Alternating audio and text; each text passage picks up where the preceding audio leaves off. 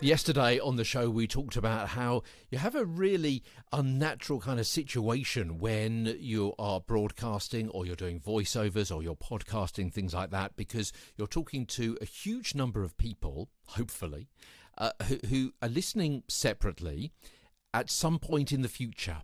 It's unnatural. Therefore, it's difficult to work out, potentially, the projection you need in your voice to reach out to them, to engage with them. There's a broken feedback loop.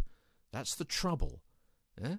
In a face-to-face or even voice-to-voice conversation, such as a phone call, most people constantly monitor their role in relation to others. I mean, you take turns so you don't monopolise a conversation.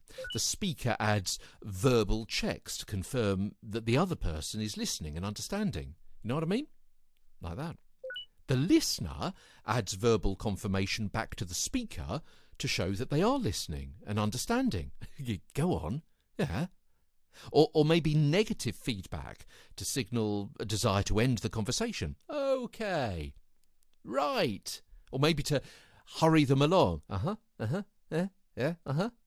There's non-verbal feedback, such as nodding, holding eye contact as a way to encourage and engage, or folding arms and looking away to signal boredom and a desire to escape, or stepping back if someone is too loud and imposing, and so on.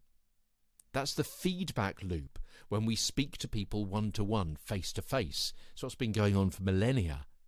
But now, sitting alone in a studio, you don't have that feedback. You don't have that feedback loop where you give those messages to somebody else along with the actual words, and they give you something back to show they've understood and they're engaging or they don't want to engage, which then in turn changes how you present that information to that other person. There's no one in a studio. You can't see them. You don't know what their reaction is.